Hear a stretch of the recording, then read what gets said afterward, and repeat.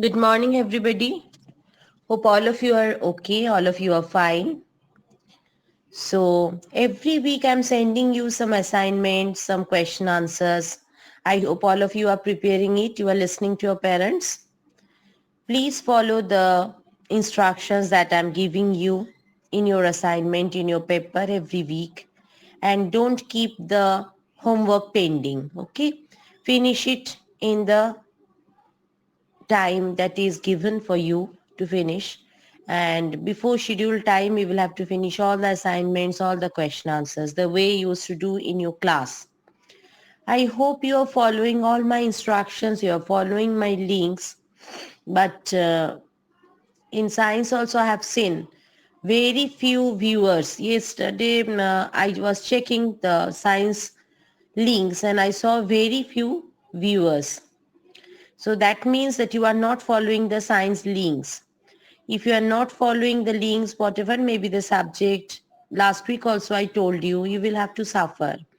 You will not understand the chapter thoroughly. So for understanding the chapter, you will have to follow the links. You will have to read the chapter thoroughly. Then only it will be easy for you. So listen to your parents. Read the chapter thoroughly. Do the question answers. Follow the links and listen to them. Now in today's class, we will read the story, The Champion, from English Literature, Chapter 4. Okay, so let us start. The story is about the friends. Okay, so all of you have so many friends in your class. Sometimes you fight with your friends, sometimes you enjoy with your friends, sometimes you play with your friends. So in this story also, we will read a story about the friends in this chapter. Okay, so let us start. Ricky looked quite happy as he and his field day team stepped up to their last activity. So there was a competition or a game that was going on, and Ricky was very happy because he and his teammates, the people, the friends in his team, all of them stepped up to their last activity. They finally came to their last activity. They were in the first place. So they were counting everything and now they are in the first place. And Ricky could already feel that they were going to become victorious and medals hanging around their necks. Okay. So Ricky was very happy, and since they were in the first place, Ricky started to view that they became the winner and they have already received the medals, and that those medals were hanging around their necks. How exciting, Mrs. Tanu said. You two teams are tied in the highest score of the day. So Mrs. Tanu, look at the picture. She must be the teacher. And she is saying that it is a uh, tie. Okay, so the situation is quite exciting. Both the teams have tied. They are tied. Tied means that both of them, both the teams, they scored the same. And it may be a game, it may be a competition, but their score were same. Both the teams scored. And so it was a tie. And both of them scored the highest of the day. Tied, Ricky said. So Ricky was a bit confused. He asked, tied, how is it? How it became a tie? He was asking. We beat them at the relay race. So he was counting everything throughout the day, every activity they did. And now he is saying that in the relay race, we already defeated them. So how it can be a tie? Yes, but that was their only defeat, Mrs. Tanu said. So the replied, the teacher said that was the only defeat the opponent team faced. Your team has also had one defeat, so you both have qualified for the first place.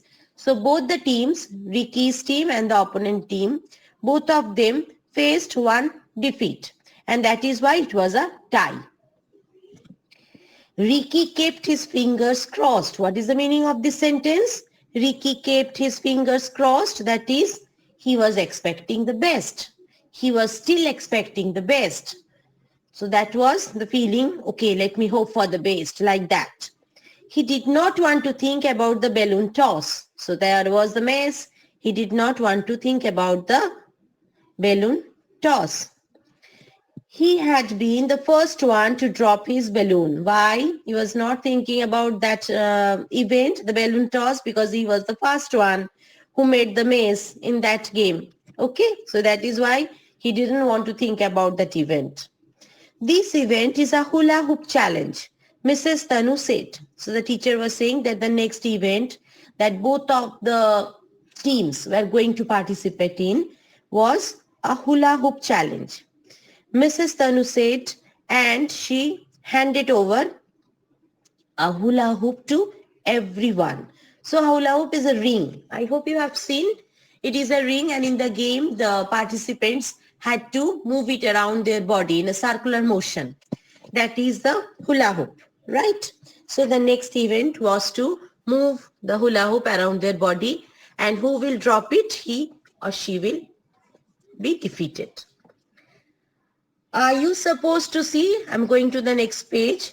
Are you supposed to see how far we can roll them? Ricky asked. That is page number 18. So what was the event about? Ricky was now inquiring that what they will have to do in the event of hula hoop. They will have to roll them continuously.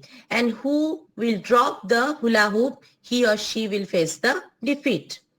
No, the teacher is replying. No, your challenge is to retain the hula hoop for as long as possible. So who will be the winner? He or she, whoever will be able to retain the hula hoop for a long time around his or her body will be the winner. Once your hoop hits the ground, you will be turned out. Okay? So once it will fall down, it will touch the ground, you will be out of the game. The last person who goes on hula hooping will win the event for his team. So who will be the winner? The girl or the boy who will continuously roll it around his or her body, who goes on hula hooping, he or she will be the winner of the event. And that team will be the winner also. From which team he or she will belong to? Ricky's eyes widened. Ricky was a bit surprised. He had never hula hooped before. So this is the first time he was experiencing. Okay. So he was a bit nervous also, confused and nervous. And that is why eyes widened. He had never hula hooped before. This is the first time. So he looked at the rest of his team. So now he is looking at the rest of the participants of his team. That he was thinking that, okay, I'm not so good in this one. This is the first time I'm experiencing. Maybe the other participants of my team will be good in this. So he is very positive and he's very hopeful also. Rima seemed confident. So among the other team members, who are the two? Those who seemed confident. Rima seemed confident and so was Sumit. These two were quite confident in hula hooping. They only needed one member from their team to do well in order to win. So anybody from that team, from Ricky's team, if he or she will be able to do or able to continue it till the end for a long time, he or she will be the winner. So Ricky thought that if one of us could do it, we would be the winner. We could be the winner. Can we start? Asked Priya. The other team's captain. Who is Priya? Priya is the captain of the opponent team. So she asked, can we start? She must have done this before. So the attitude said that Priya is confident. Priya definitely had hula hooped before. And that is why she was very eager to start the event. And she was asking, can we start? Okay, she was a bit impatient because she was excited about the challenge. So her attitude said that she was very excited. And that is a matter of nervousness for Ricky because Priya is the captain of the opponent team. Mrs. Tanu, the teacher, blew her whistle and said, start. So the event started. Ricky watched Priya and imitated everything she did. So Ricky had no idea, Ricky had no experience What did he do? He was simply imitating Priya. Okay, whatever Priya was doing, Ricky tried to do the same. But no matter how hard he tried, the hoop could not stay up because he was not an experienced player in hula hooping, right? So since he was not experienced, he could not sustain it for a long time. He tried his best, but the hula hoop could not stay up. It bobbled. What is the meaning of bobbled? It dropped, okay, and fell to his ankles.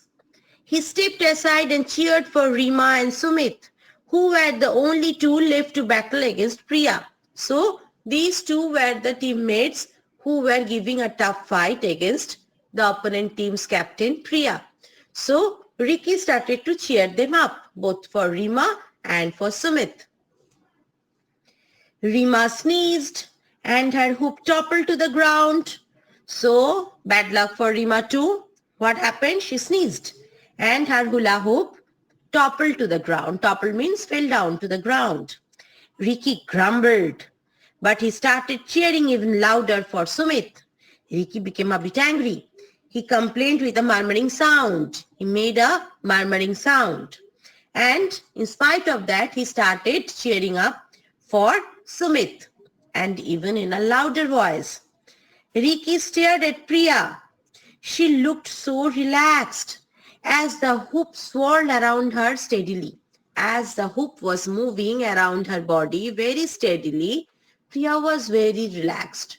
So every step, every activity of Priya was suggesting that she was a perfect, experienced player in hula hooping. Okay, so there was a very little chance left for Ricky. Her team was chanting her name. Who's Priya? Everybody was cheering her up. And it took Ricky a moment to realize, so within a moment, Ricky realized that Sumit had dropped his hoop. So Sumit also dropped his hoop and Sumit also got defeated. The challenge was over. Already the team of Ricky was defeated and Priya was still continuing. Priya had won, which meant Ricky's team had lost. So now Ricky realized that yes, they have been defeated and Priya was still continuing in a very relaxed mood. Yet Ricky could not help himself to cheer for Priya as she continued hula hooping. So think about Ricky, what a good sportsman he is. There was a question in the chapter. You will get it there. What type of sportsman he is? Yes, Ricky was a true sportsman. Though he had seen that his team got defeated, he could not stop himself in cheering up Priya. He was appreciating Priya in every possible way. He was appreciating the way Priya was playing hula hooping, right? So he was a very good sportsman. Priya was still hula hooping when Mrs. Tanu gave them the medals. So now it was the time of medal distribution. It started, but Priya was still continuing. She is a very experienced player. Ricky wore his second place medal with pride. So Ricky got the second place and he was very proud whenever he was receiving the medal, and congratulated Priya for being the true field day champion. And he was continuously congratulating Priya, who got the first prize, whose team won, because she was the true field day champion. Okay, so it's a beautiful story. And what you have learned from this story, my dear students, that you will have to be very broad-minded. Even if your opponent team wins, you will have to cheer them up. That is the spirit of true sportsmanship. You will have to learn this thing from this story. Even if you have defeated, you got defeated, they have defeated you, you will have to accept the defeat and you will have to cheer the positive part of the opponent team. Okay, no matter that they had defeated you. Okay, then only you will be called the true sportsman. So that's all about the story. It's a small and beautiful one. All of you will read the story thoroughly. You will learn the meaning of the words that I have given you. You will write them in your copy. And the question answers also I have given you. You will write them in your copy. A few question answers I have given in your assignments. You will also have to do that by yourself. So that's all for today.